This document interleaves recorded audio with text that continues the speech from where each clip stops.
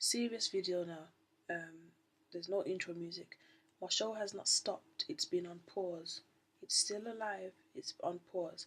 I've moved out of Birmingham and I'm now in Stoke-on-Trent to study radio production at uni. My show is still alive. I will show you where I'm living in another video, but as for now, serious talks. Sit back, get pen and paper, and all them things because you're gonna need it. It's an educational video. It's about me having multiple sclerosis and how much it affects me, and if you know anyone that's suffering from similar symptoms and anything, you can educate them based on this video. So don't forget, like, comment, subscribe, share the video. This is a serious thing because a lot of people have MS and do not know. So this video is to educate you and hopefully shed some light into the day in the life of me. So I was asked a bunch of questions about what it like to be me. First question was, what is MS? MS is an autoimmune disease where your body fights itself.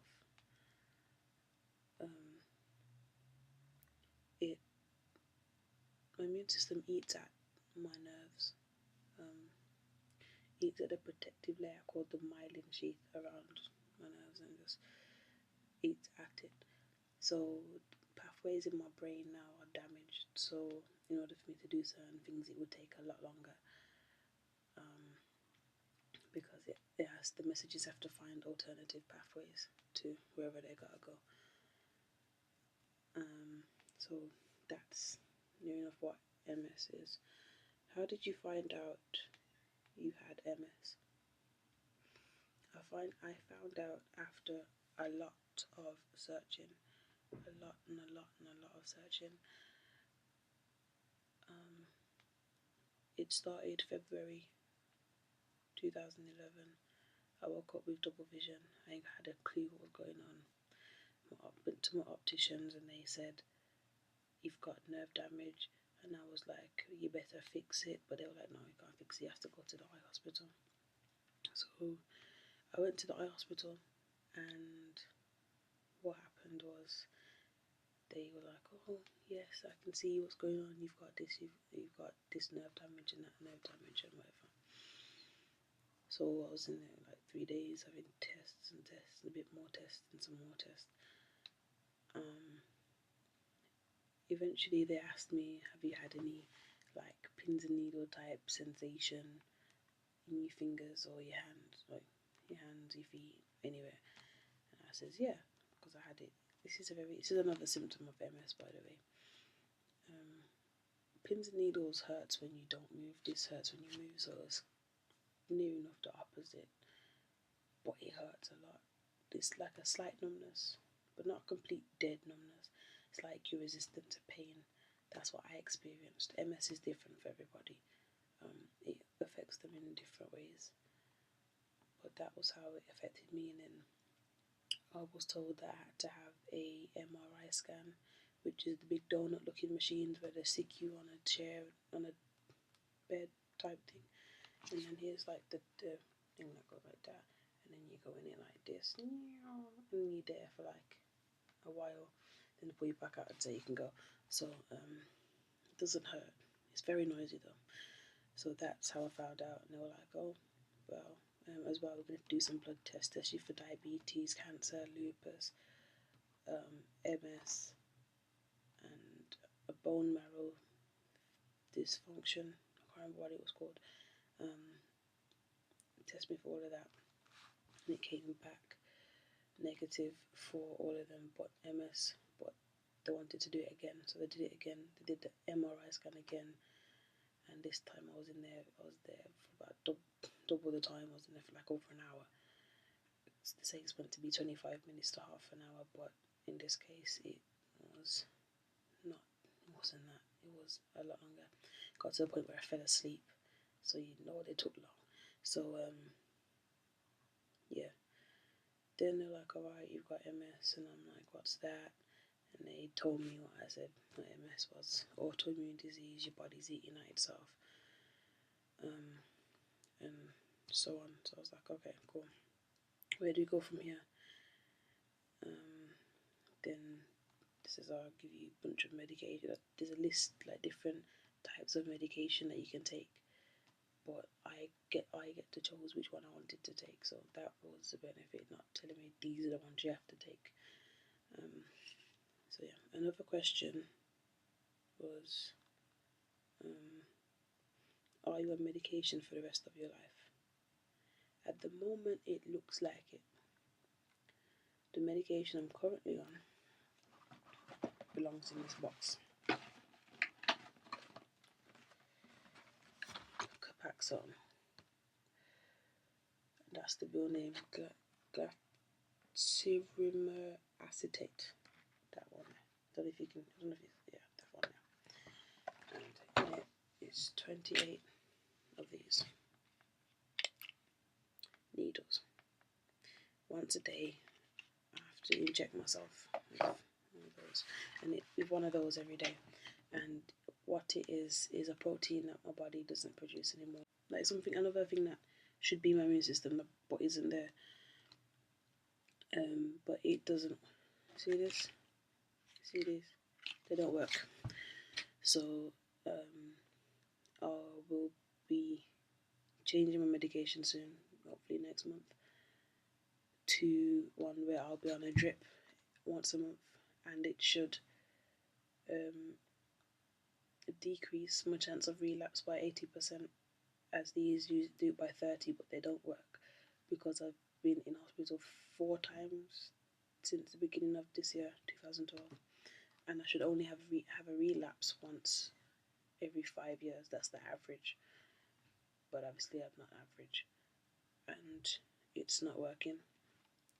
So yeah, and another question was, what is a relapse? A relapse is when your body shuts down because you've got having all these attacks in your head, in your immune system's having all these fights, basically. That's what a relapse is. And then you have scar tissue, which is what they class as lesions, but I don't understand why they have to complicate things. Scar tissue, which is from inflamed areas. So let's put it this way: you got your immune system, your nerves, and they're fighting like this, and then you're left with the battlefield, which is the inflamed areas in the brain, and then they call them lesions. So when you have all of that, that leaves the what is detected on the MRI scans to see how bad it is. The more inflamed areas you have, the worse your MS is progressing. And in the past year, 3 lesions have gone, but 5 have come, and 2 are in my spine. So it's giving me some back problems. So yeah, I take a lot of painkillers. They don't work either, but sometimes they do. So yeah, it's a my MS is a very progressive thing and rather vicious and active as well. So what happens when you relapse? When I relapse, it tends to be the pins and needle numbness that I described earlier. That tends to be the biggest one for me, but they tend to be very sudden and out of the ordinary. Not out of the ordinary, but very surprisingly. Example: are you sitting comfortably? Good. Story time. I went to play tennis with a few friends of mine. I was playing for like 6-7 hours straight, no breaks. I was into the game. Woke up next morning, couldn't feel my legs, couldn't feel the floor, fell out of my bed, fell out of the shower, because I didn't listen to my body. But my body said, "Shalomi, go sit down."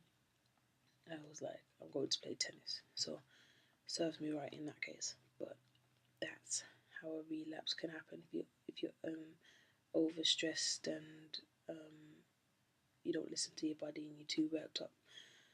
So that happens when you relapse. When you relapse, your body shuts down. Literally, it can just go, or one of your functions can be affected, like your vision, like my vision. So I wear glasses now, but it's only for this eye, because this is this eye that gets the most affected by these relapses. What can trigger relapse? Like I said, stress. A lot of stress, not listening to your body, not sleeping enough, sometimes it's just being there. Sometimes you can just be doing nothing, and then all of a sudden, bam. Sometimes there's no cause for it. It just comes and goes. Um, can you feel an attack coming? That's a very tough question. You can, but you can't feel every attack coming. As you can tell, I'm not in my room anymore. I'm at uni, and one of my flatmates is very, very nice. I've had 2 triggers since I've been here, and she's looked after me very well. I was fine with me having a laugh in the kitchen, and my left hand just went like this, and I couldn't feel it. My fingers were gone. My arm was, well, a lot of my forearm was numb, and I felt to cut it off, but I didn't because it's still here. And then after that, it disappeared. After wanting to cry, my pride won't let me, scratching up the walls and breaking some nails, throwing shoes on the floor with my right hand. I was flinging stuff everywhere with my right hand, and my flatmate literally had to dodge the shoe because it was just too much. I just couldn't cope with the pain. So in that respect, you can feel it coming, but a lot of for me, mine doesn't last when I feel it coming. The ones that last are the ones I wake up with, and it's just like, oh, here we go again. And then the medication's meant to fight it. So if one starts it, medication's meant to intervene. So my nurses tell me, don't call us until it's been there for more than 24 hours and all that kind of stuff. But in some cases, it doesn't necessarily. That's not necessarily the point. Like, if I were to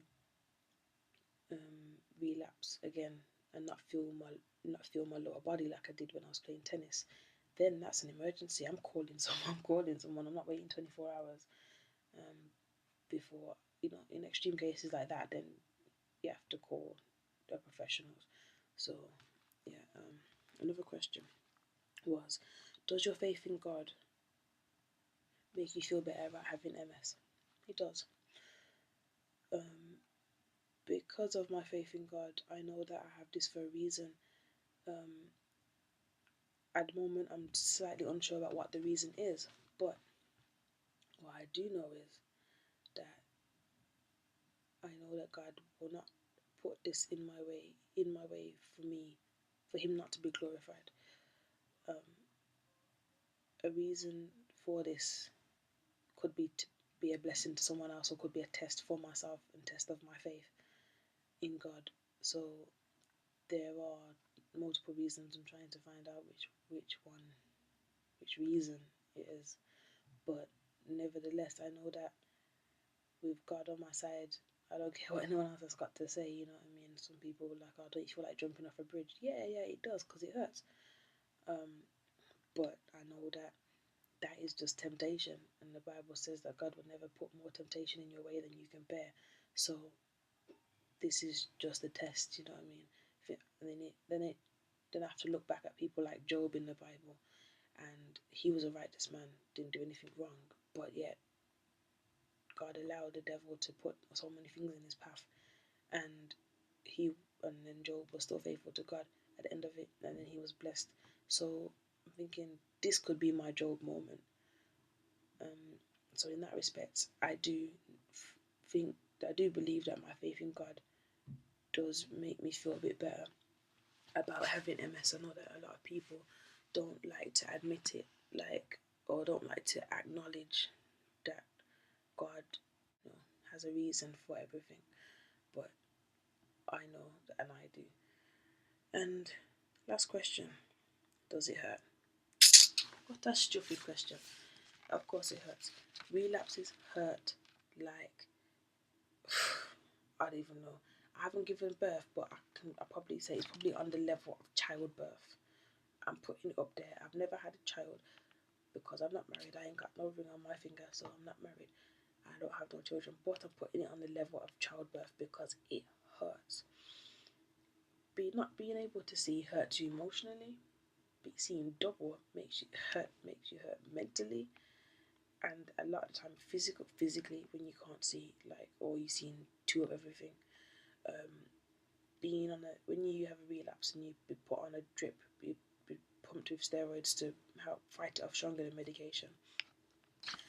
Having a cannula from the drip in your hand for 3 days, just it's this hand, was it this hand in the bottom.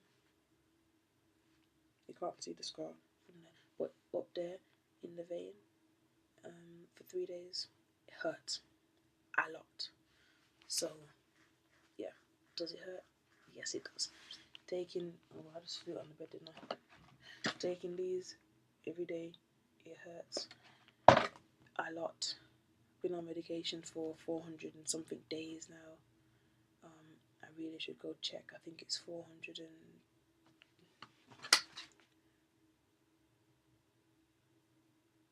let me see, 7, 8, 9, 10, 7, 8, 9, 10, yeah, 420. 420 days tomorrow. I've been on medication, and it still hurts. It's one of those things. Me taking needles every day is something I'm still not even used to. I've been on medication for over a year. I was diagnosed at the age of 18 after having my first attack when I was 15, and I had a relapse for my 19th birthday. Birthday gifts from nature, but what can you say? All I can say is that God's in the mix, and obviously, if He wants me to go through this, it's for a good reason. So, are there any websites available to support and information? Yes, there are. You can go to the mssociety.org.uk, which is spelled MS Society, SOCIETY.org.uk. Also the NHS website, nhs.uk, and another interesting one. You can get these. Oh, it's upside down. Gotta take it off. Right. Multiple sclerosis wristbands. If you have MS, if you have lupus, cancer, diabetes, asthma, nut allergies, allergic to penicillin, anesthesia, anything like that, Mediband is where you want to go. If you're watching this from America, you have mediband.com, and if you're from the UK, mediband.co.uk, MEDIBAND, and they'll hook you up. It's just in case anything were to happen to you, and someone nicely comes along and helps you. They know what is wrong with you if you're unconscious. So they are very, very handy pieces of, I can't even call them equipment, just objects, very useful objects. So I hope that this video was somewhat beneficial to you. You can kind of get a glimpse of how I live now. And if people ask me if it stops me from doing anything, the only thing it stops me from doing is going to sleepovers without trying to hog a space in the fridge, because these have to be refrigerated. But that's the only thing that stops me from. That's the only thing. But it's not really a big difference, if I'm going to sleepover, just drop 2 needles in the fridge. Bada bing, bada boom, job done. Wake up a little bit earlier, inject myself, go back to sleep. That is what I do before my lectures. If I have a lecture at 11 o'clock, I wake up by 8ish, take my injection, back to bed. That's it. It doesn't. Having MS is not something that has to stop you doing anything. It's livable. You can live with it. So it's not something to stress yourself out about. So if you've got any other questions, you can tweet me at Shalomi TV, and you can subscribe and comment. If you look down, you're not looking, look down.